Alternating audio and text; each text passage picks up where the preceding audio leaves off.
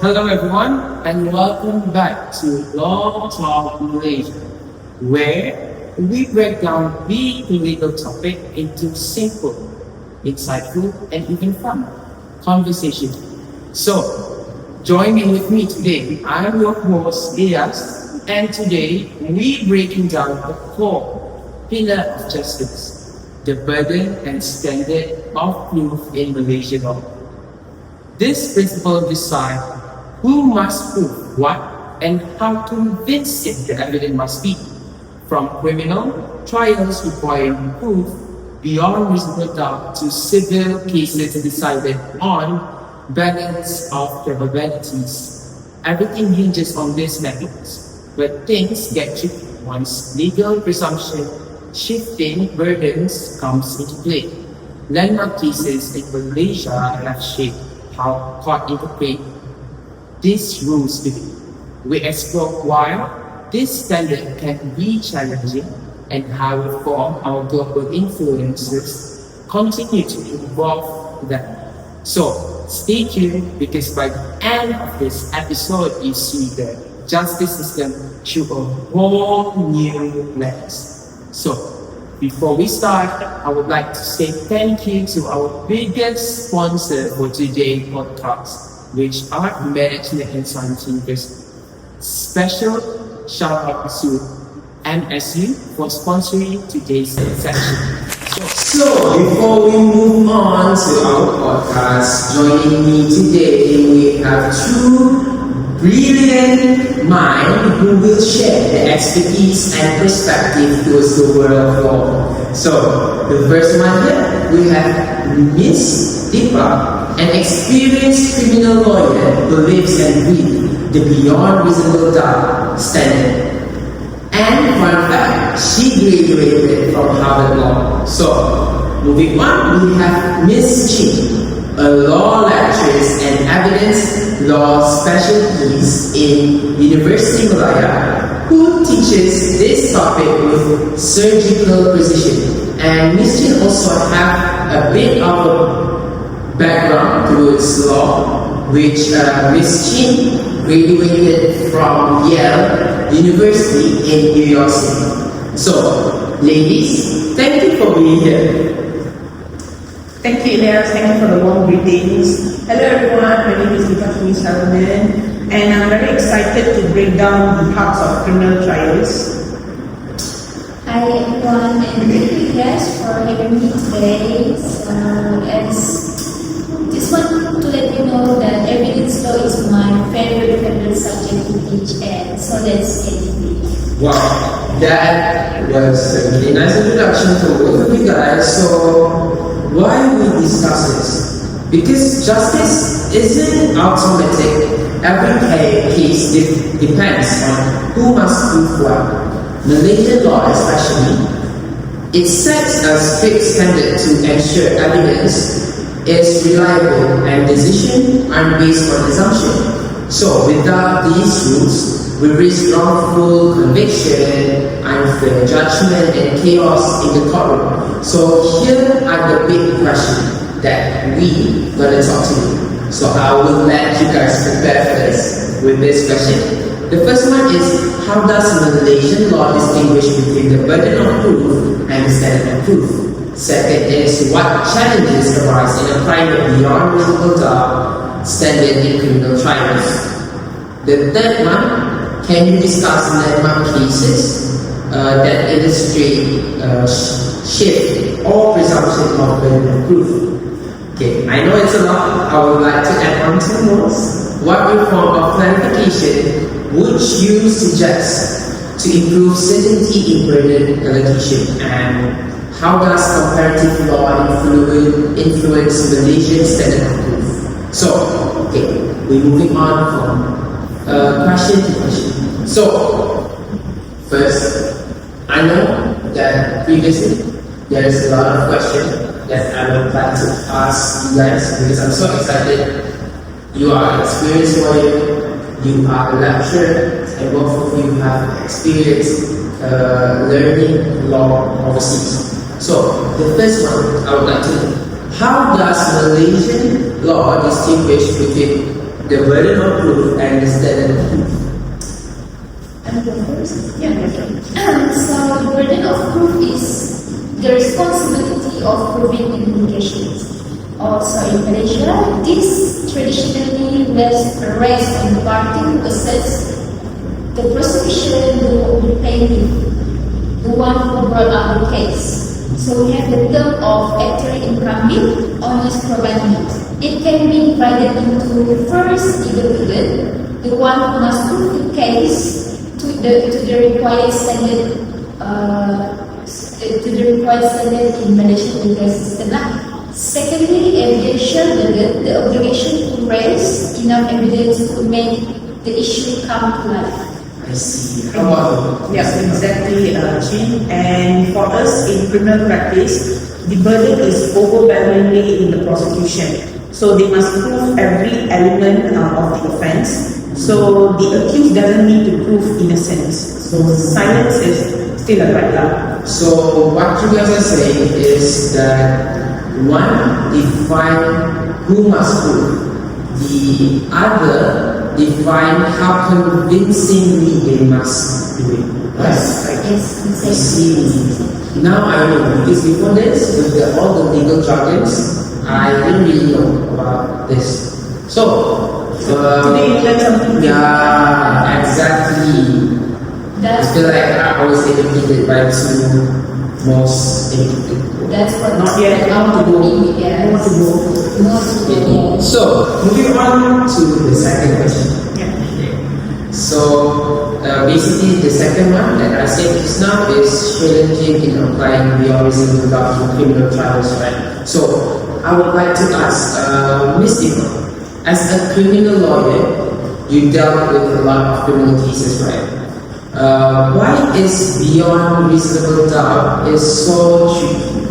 Because Elias, it's not defined anywhere in the statutes, not in the Evidence Act as well. So it's left to the judicial interpretation. So one judge may think a small inconsistency creates reasonable doubt, and another may see it as irrelevant. Plus, we deal with unreliable witnesses, circumstantial evidence, missing forensic links, and also credibility issues. So sometimes, even when the story is clear, the prosecution struggles to cross the high threshold. That's why we say we have to prove beyond reasonable doubt. Adding to that, from an academic view, since I'm a law lecturer, I can say that judges avoid to give exact definition because they fear fixing the standard may unfairly lower or raise the beyond reasonable standard. So it's flexible on purpose, but the flexibility creates uncertainty. Because I know there is like a lot of cases that we see that it was a solid case, but because the standard of proof, I'm not a law, I don't have a legal background. It's okay. No, if I may correct myself, I said there is a case, there is a solid case, but because there is a little bit of doubt being raised towards the case, and then the prosecution failed. Yeah, it's very hard. Yeah, that's right. So basically, it's beautiful injury, but messy at the end. Yeah. So now moving on, I would like to talk about cases, which is my favorite part in law specifically. So I would like to ask you guys, which Malaysian cases that are best illustrate how burden is shaped? So I will go first. It's okay. So in Malaysia we have lots of cases, but a key cases for this topic that we are talking about today is Wong Kim Woon against public prosecutor, where in this case the court clarified that the prosecution must establish a prima facie case before the verdict shift the accused for the defense. And we have another case of public prosecutor against Muhammad Razi. This case didn't make presumptions under the dangerous from A. For example, resumption of possession under Section 2027. So the legal burden that shift to the accused to rebut. Yes, and I would like to add on to that. So from practice, drug cases are the clear example. One of the clearest example of the drug cases. So once the prosecution has showed the possession, the accused has to prove that they did not know about the drugs.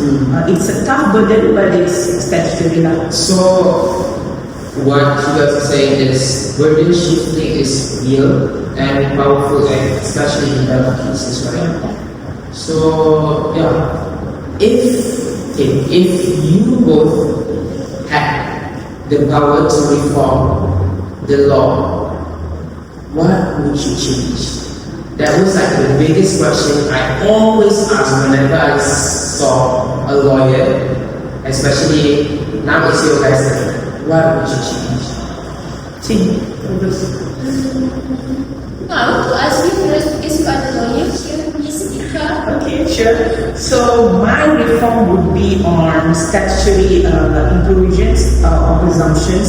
Some put a heavy and unrealistic burden on accused persons. So especially those unaware of what is in their luggage or vehicle. So we need to safeguard to prevent unfair convictions. Yeah, because before this, there's a lot of drug cases where people doesn't even aware about what inside the luggage. Someone put something in it. Yes. So yeah. I like that. And you mistakenly convict someone. And I think the recent cases was the Singapore case. I'm not sure, I don't remember his name, but yeah, he was innocent actually. Yeah, and Singapore like really strict on drug, right? Yes, Singapore. Yeah, and there's a lot of cases where they're mistakenly being charged under death penalty also. Yes. Yes, sir. For me, as for me, I start with the statutory guidelines. The Evidence Act will offer illustrations or explanation, especially on how presumption operates. For students, lawyers, and even judges will benefit from it.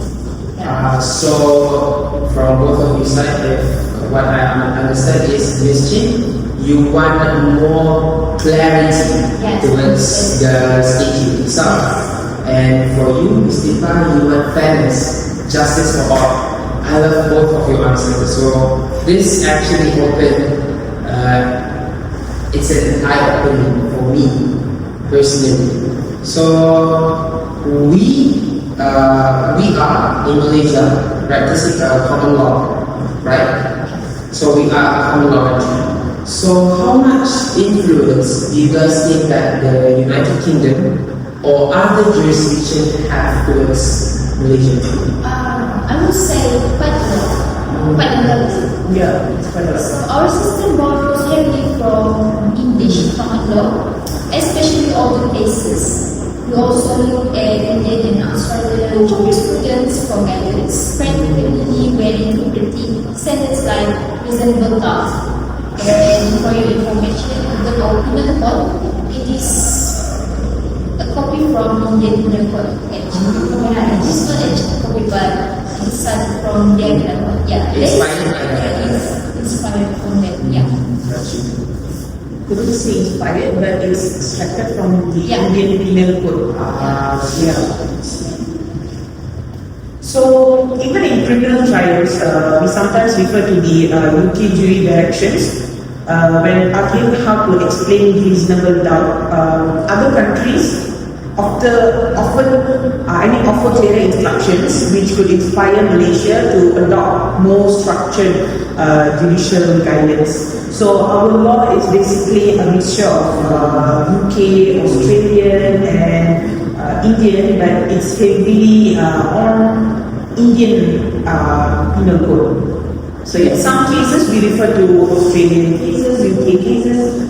Yeah. Because before this, when I took my bachelor's in international business, there is some case law that we use during that subject, which we adopt from the United Kingdom. Yeah.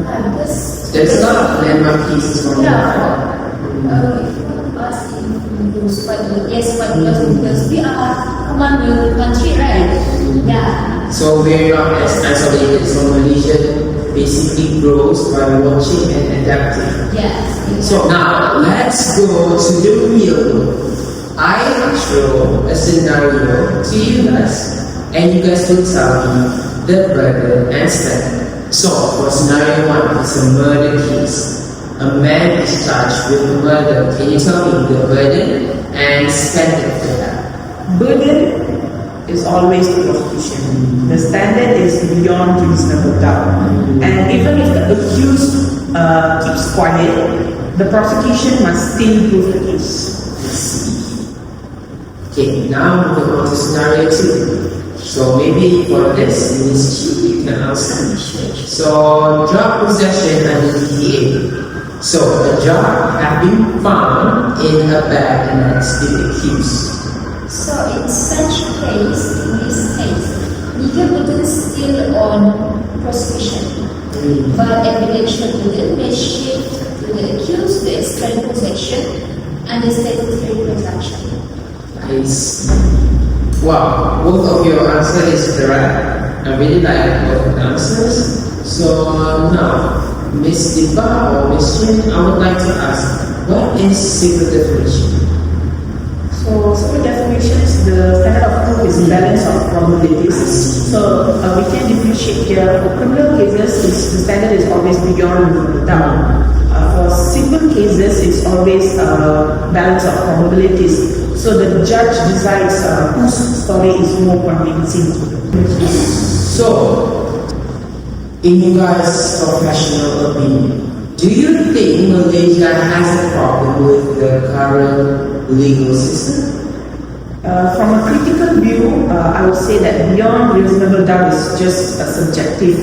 What one judge may consider a reasonable doubt, another may view as insufficient to prevent conviction. So we need clearer judicial guidelines.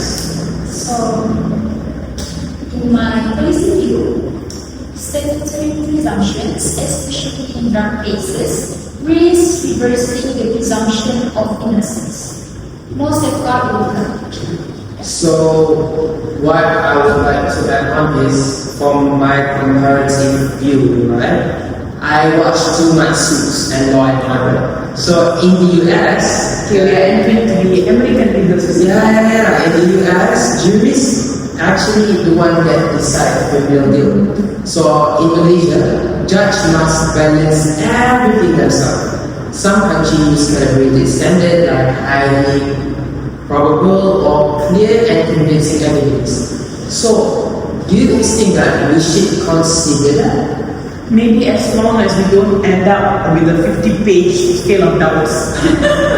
Okay. So, because you guys have a busy schedule, I know that you have your client waiting for you. You have your students. Yes. So sadly, we need to wrap up this segment with a final talk from our panelists. Yes. I would say justice demands proof, not assumptions. Slay. Yes. So for me, standard of proof protect fairness. We must find them. The future, more clarity, more consistency, and maybe more comparative influence from global system, right? So, here's what we learned today from our both slay, beautiful, and gorgeous panelists. So, let me just summarize the key points. So, when they talk just now, I have made a little bit of notes in my iPad. So, the first one is burden of proof. Who must prove, right? Yes. Which is the prosecution. Yes. That's The second one is standard of proof, how strongly they must prove. And for criminal, beyond reasonable doubt, high, subjective, protected. For civil, balance on probabilities. And landmark cases is used to clarify shifting burdens, especially in drug cases. So the key challenges subject activity, unclear definition, heavy presumption. And comparative law helps Malaysia refine and modernize its approach. So, we reach the end of the show. Thank you, panelists, Ms. Dipa, Ms. Chin, who are joining us and sharing their wonderful knowledge towards our legal system. We can conclude that the burden and standard of proof are not just technical rules, they are guardians of justice in every Malaysian court. Join us in the next episode of Laws of Malaysia as we explore another exciting area of Malaysian law. Follow, like, share, and subscribe, and leave us your thought on suggestion on the comment section. And remember, fairness in law begins with proper application of evidence. And once again, thank you for Management and Science University for sponsoring today's podcast. Bye everyone!